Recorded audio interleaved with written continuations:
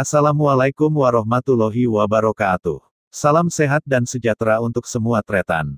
Sejak Pemkot Surabaya dipimpin Wali Kota Tri Risma Harini or Risma, Pemkos gencar mencari dan mengambil kembali asetnya yang diduga dikuasai pihak ketiga. Hasilnya, dengan dibantu pihak kejaksaan, beberapa aset yang dikuasai pihak ketiga, berhasil kembali ke tangan Pemkos.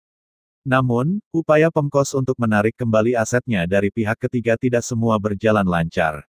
Sebab, selain diduga tidak memiliki data kepemilikan, Pemkos sering mendapat perlawanan dari warga yang merasa bahwa klaim Pemkos salah alamat. Belakangan ini sebuah organisasi yang getol melawan kebijakan Pemkos adalah Komunitas Penghuni Surat Ijo Surabaya (KPSIS). Menghadapi semangat perjuangan KPSIS, Pemkos terlihat kewalahan. Sebab menurut KPSIS beberapa klaim atas sebuah lahan, Pemkos tidak memiliki dasar yang kuat. Contohnya, persoalan lahan Surat Ijo. Terbaru, KPSIS dan anggotanya harus menghadapi pihak kejaksaan yang akan meninjau sebuah lahan di Jalan Ngagel Timur 4-12A. Lahan seluas 4.980 meter persegi tersebut diduga diklaim Pemkos sebagai asetnya. Untuk mengetahui apa yang sedang terjadi di lahan milik Merigo ini, Raja Warta mengkonfirmasi beberapa cokonco KPSIS. Boleh diceritakan persoalan lahan di sini? Lahannya Bu Merigo ini ditempati sejak tahun 1959. Iya. Di mana ini sebetulnya tanah negara yang selama ini dianggap sebagai asetnya Pemkot.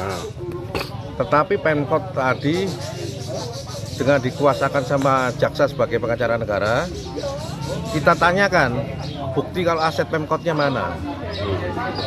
Yang berhak mengeluarkan berdasarkan undang-undang adalah BPN. Mas, selama menguasai lahan ini, ya, apakah ada tanda atau bukti bahwa Bu ini ada. Apa tanda? Surat Ijo, terus bukti kepemilikan dari orang tuanya, Egendom Perponding, ada semua. Berarti ini ada semacam pengambil alihan itu ya? Dari Pemkot rencana mau mengambil bukan, sama Pemkot itu dianggap aset terus dibuat fasilitas umum. Terus setelah itu orang tuanya Bu Merigo ini suruh bayar.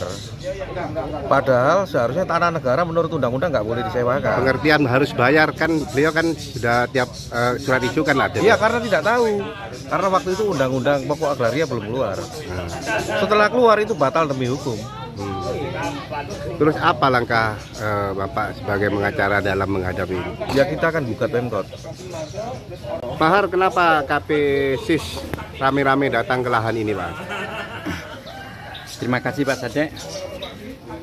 Bahwa pemilik lahan Ibu Merigo itu datang ke kantor kami, KPSIS. Dia selaku anggota KPSIS, bahwa dia akan didatangi kejaksaan, pengacara negara, lahannya untuk mau diukur. Ya. Ini maunya apa? Kejaksaan. Kalau kejaksaan mau datang ke tempat lokasi, kapasitas dari kejaksaan itu nanti di pengadilan. Di pengadilan baru dia tampil. Kenapa dia datang untuk mau mengukur lokasi? Apa lokasi ini lokasi yang liar? Surat legalitas surat-suratnya juga sudah ada. Bahwa dia membeli sebelum tahun 50-an itu sudah membeli. Kok sekarang diadakan pengukuran segala macam? Itu, Pak.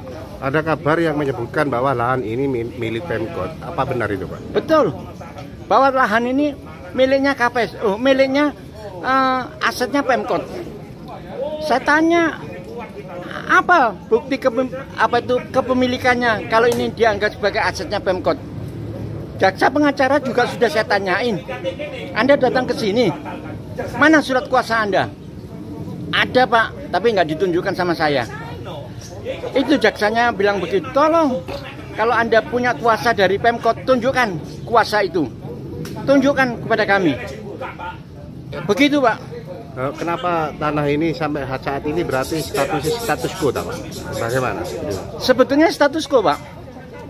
karena tanah tersebut sesuai dengan rekomendasi dari DPR, Gubernur, dan Kementerian bahwa tanah surat hijau ini masih bermasalah, gitu loh, masih bermasalah. Kenapa Anda mendatangi orang per orang, kok nggak mendatangi seluruh warga pemegang surat hijau se-Surabaya? Kok Anda memilah-milah tanah ini, mau diukur tanah ini? Yang namanya Bu Merigo, pemilik lahan ini, didatangi, disurati sama jaksa pengacara negara, dia nggak bisa tidur, Pak. Dia ketakutan, Pak. Makanya dia datang ke kantor kami untuk minta perlindungan hukum karena Bu Merigo adalah selaku anggota KPSIS. Ya, pagi hari ini Bu Merigo kan mendapatkan surat dari jaksa pengacara negara yang perihalnya mengundang. Tetapi di tempatnya Bu Merigo. Nah, ini guna melakukan peninjauan lokasi dan pengukuran. Jadi melakukan pengukuran lahan Bu Merigo. Terkait dengan undangan, apa sudah tepat undangan? Nah, ini kata undangan, ini yang lucu Mas Ade. Ya toh, undangan perihal undangan ya, diundang ke tempat lokasinya Bu Merigo sendiri. Jadi undangan ini ditujukan kepada Ibu Merigo di lokasinya Bu Merigo. Ini yang saya juga menggarisbawahi juga undangan. Nah, kalau undangan itu biasanya kan mengundang bukan sesuatu yang menakutkan, menyenangkan. Tetapi di sini Bu Merigo sampai melaporkan kepada KPSIS, menyampaikan bahwa ada peninjauan lokasi dan pengukuran. Nah, sampai Bu Merigo ini nggak bisa tidur. Sepanjang sepengetahuan Pak Musa, bagaimana status atau sejarah tanah ini? Nah, Bu Merigo menyampaikan bahwa tanah ini milik orang tuanya dan dibeli sejak tahun 1959. Jadi sejak tahun 1959 lahan ini seluas hampir 5.000 meter persegi adalah milik Pak Muhammad Yasin, Pak Yasin. Almarhum Pak Yasin. Jadi Bu Merigo menyampaikan bahwa lahan 5.000 meter ini milik orang tuanya dan saat ini mau ditinjau, diukur. Dan waktu itu 2017, tahun 2017 itu Bu Meri, anak almarhum Pak Yasin ini ingin memperpanjang surat IPT-nya. Pada saat transaksi, status tanah itu apa? Transaksi status tanah ini egendom perponding. Jadi milik rakyat, dari rakyat ke rakyat gitu. Jadi statusnya ya milik rakyat, dari rakyat. Egendom. Berarti menurut sampean langkah pengukuran yang apalagi diakui, diklaim oleh Pemkot bahwa aset ini lahan Pemkot. Bagaimana pandangan Pak Musa? Iya. Jadi aset ini seharusnya memang milik rakyat. Jadi ada tanah, jadi begini, tanah negara itu bisa untuk pemerintah, tanah untuk pemerintah, tanah untuk rakyat. Jadi ini sejak tahun 59 ya ini tanah rakyat gitu. Tetapi sama Pemkot, Pemkot mengakui bahwa tanah ini miliknya, begitu. Jadi padahal ini milik rakyat, dari rakyat, jadi egendom verponding, begitu. Apa seharusnya yang harus dilakukan oleh Pemkot terkait dengan bahwa ini tanahnya rakyat atau alias? Ya, harusnya ini yang menjadi masalah juga tanah milik rakyat ini diakui milik Pemkot dan dimasukkan ke dalam Simbada. Artinya diakui sebagai BMD, barang milik daerah.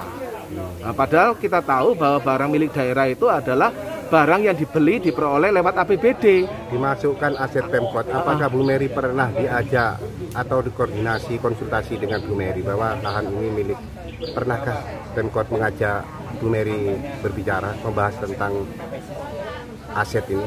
Tentang aset ini, lah memang yang dimasukkan ke Simbada. Lah kalau dimasukkan Simbada Bu Meri nggak tahu. Tapi sejak ada surat ini kan di sini tertulis bahwa lahan ini tercatat dalam sistem manajemen barang daerah Kota Surabaya dengan nomor registrasi inventaris 2017 5-1 seluas 4.988,80 meter persegi. Jadi tertulis di sini. Jadi Bu Meri nggak tahu kalau itu asetnya dimasukkan dalam Simbada. Nah, untuk ke depan apa yang akan dilakukan KPSIS untuk membackup atau memperjuangkan nasib Bu Meri?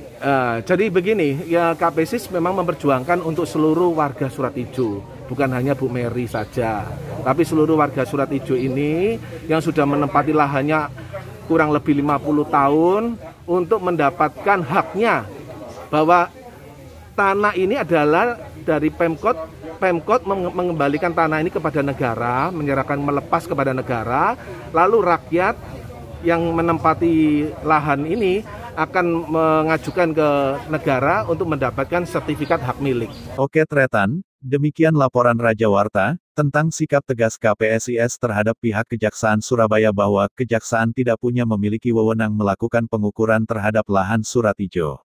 Sebab pengukuran lahan merupakan wewenang BPN. Semoga informasi ini bermanfaat untuk semua Tretan. Assalamualaikum dan sampai jumpa.